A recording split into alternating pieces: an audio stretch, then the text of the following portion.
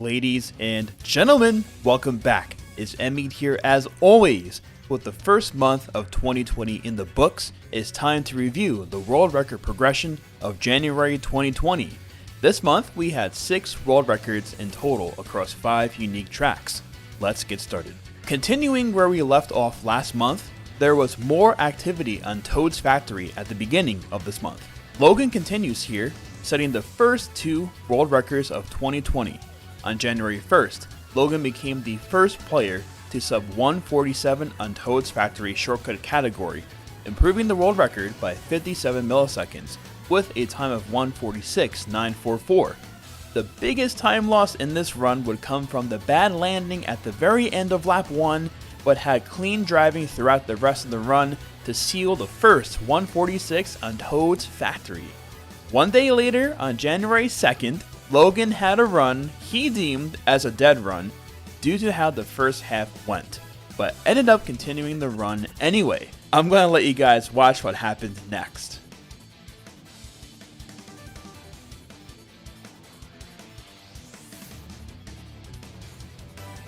And there you have it, folks. The first 2 for 3 on Totes Factory. By the words of Logan, this was truly an accidental 2 for 3.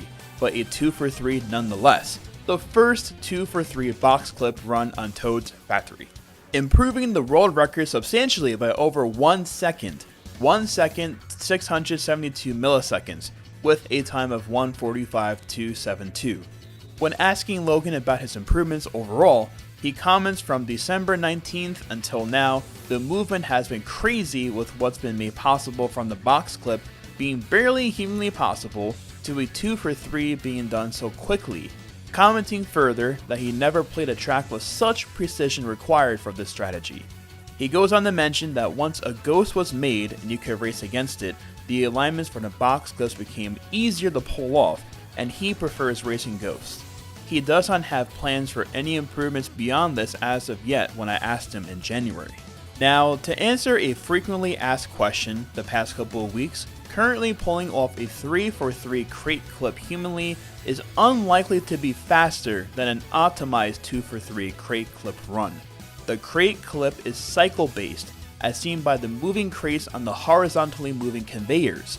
Each crate takes roughly 2.5 to 3 seconds to move, where the one next to it was previously, and this is nearly the time save you get each lap from pulling off a crate clip altogether. We did some theorizing on my Twitch stream at the end of December and the beginning of January, seeing where workarounds could be done, including trying to get a clip off of the side of the railing here, removing the cycles of the crates altogether. Unfortunately, different objects in the game have different properties which renders clipping off the rail not viable. For now, it appears the fastest human strategy is optimizing a 2 for 3 crate clip run, using 2 mushrooms on lap 1, and making the crate cycle on lap 1, and pulling off the other crate clip on lap 3. I think a mid to high 144 seems completely reasonable currently with an optimized 2 for 3 crate clip run. And before moving on to the next activity this month, I do want to shout out the current second worldwide player Ross for having a top 5 of 5 2 for 3 completed Totes Factory runs at this point, which is insane. Wrapping up Totes Factory on that note, I don't think we've seen the last activity on Totes Factory yet this year. Congratulations, Logan, for all of your improvements here. Next up, we have an improvement on the Grumble Volcano glitch category. NMeade improves upon his own world record on January 12th by 53 milliseconds with a time of 16.332. First off, I'm very happy to see that NMeade is still trying to bring down this record from when he finally reclaimed the world record on his crazy rampage on September 23rd, 2019. Not only reclaiming the world record, but setting a total of 3 world records in one day and bringing down the world record by a massive 467 milliseconds. NMeade made a tweet on the day he set his new world record this month, and with the help of handy Google Translate over here, NMeade comments, "Updated for the first time in about 4 months. I can go further." I'm excited to see that he has the drive to push this further. Maybe one day we can see him pull up a 15-second time here. In regards to this run, he was almost level with his previous record into lap 2, and beat his lap 2 in his previous record by almost 200 milliseconds. Unfortunately, it looks like one bump on the rock before getting to the finish line cost him the majority of his time save, but it was still enough to clutch out a 53 millisecond improvement. The current best known splits give a time of 15.489 as of today's upload date, so the margin is definitely there for a 15-second time to be achieved. Congratulations to Nyaki on your improvement. Moving on to some activity on Coconut Mall, we see Breakson take the no glitch world record. On January 21st, Breakson narrowly beats out Ace's old world record by 3 milliseconds, with a time of 1:55.728. Fun fact for those who don't know, Breakson is also the glitch world record holder here, and has had a reign on that world record for over 3 years now, since November of 2016. Very fitting that he now holds both the glitch and no glitch world records here. Analyzing Breakson's run here, I reached out to him for comments on the run. Breakson mentions that he was pretty disappointed with the time cut compared to the runs he has failed, and what he knows he can get here. His lap 1 in this current run is worse than his average lap 1s in the sessions, which are typically mid to low 38.4s on lap 1 if he's playing well. One thing I like that Breakson points out in his feedback that can be overlooked in this run is the chain wheelie going into laps 2 and 3. Breakson states one of the biggest areas for time save is getting these chain wheelies on laps 2 and 3. Compare this in the past where the world record was still in like maybe mid to low 156 territory. The chain wheelies definitely helped, but they weren't a very major factor in improving the record. All this to explain is shows how much stronger this world record is now. Getting deeper into 155 territory, these factors become more detrimental if the chain wheelies fail. Breakson notes his escalators generally had a lot of airtime, especially on the lap 3 escalator after the shroom, and overall notes his nerves he had regardless. Breakson's personal best splits are 38.346, 38.587, and 38.481. And he also notes he hit an exact 38.346 on lap 1 on 3 separate occasions, which is crazy.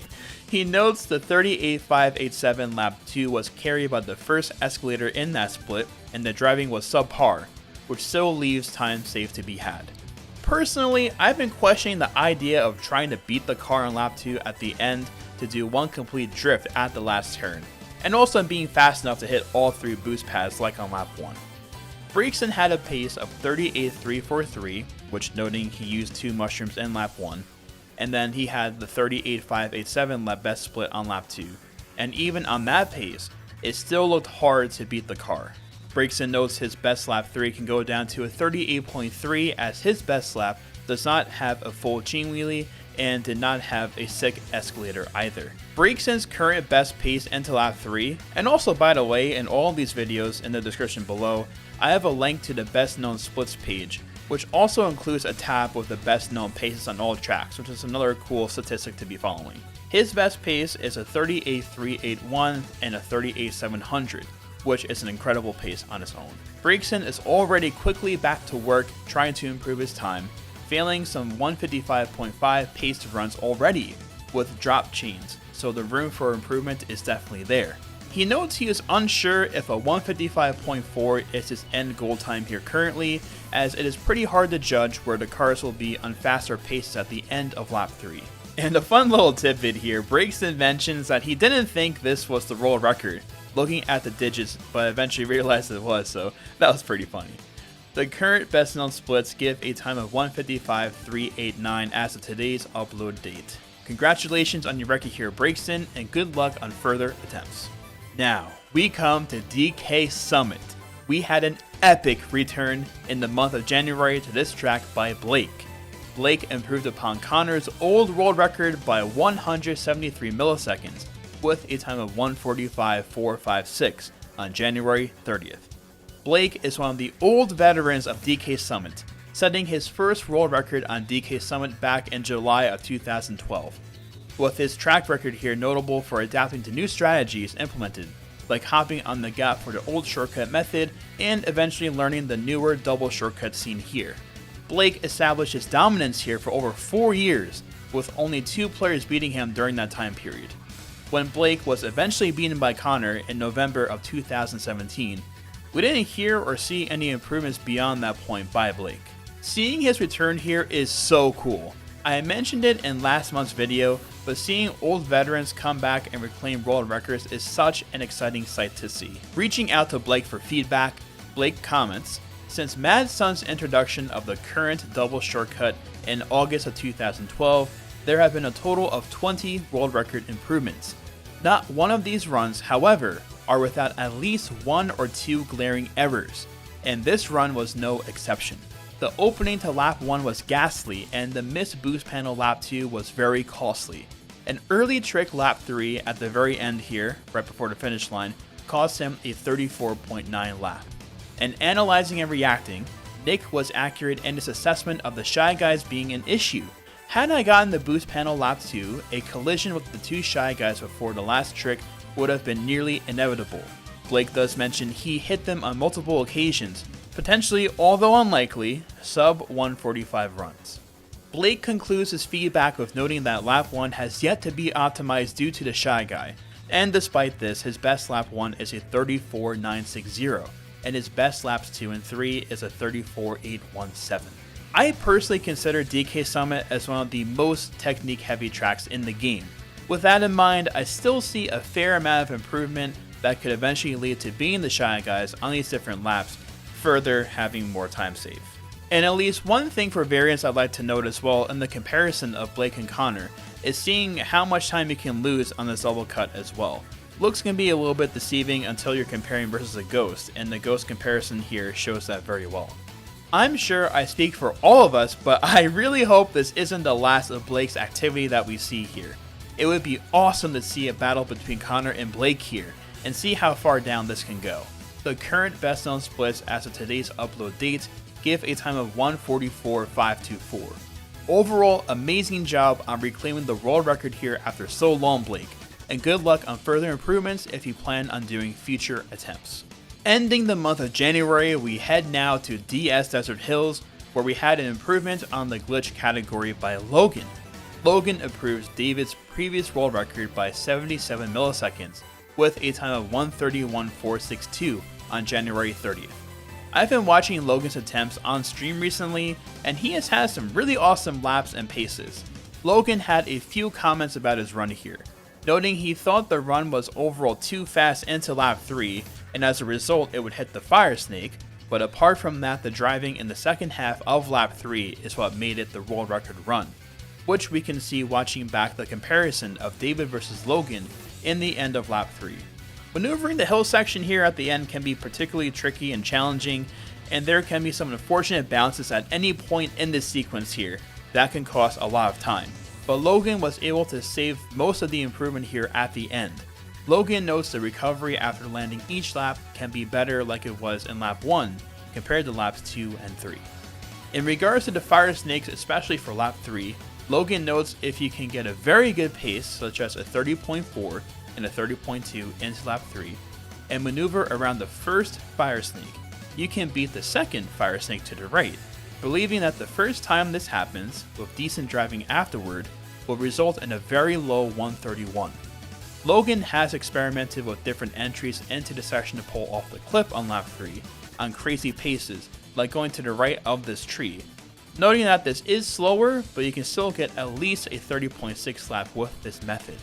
Logan closes his feedback with noting the recoveries on each lap and where you land. Getting a good recovery will come from the shroom timing before clipping the wall and landing on certain spots on the other side to get a good bounce. The most common place being just past the out of bounds boundary here.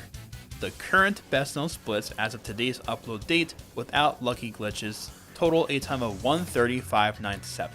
Congratulations on achieving the world record here, Logan, and good luck on further improvements if you plan on doing future attempts. And that's all, folks. January 2020 is in the books, starting off with some exciting activity already. As always, I hope you guys enjoyed the video.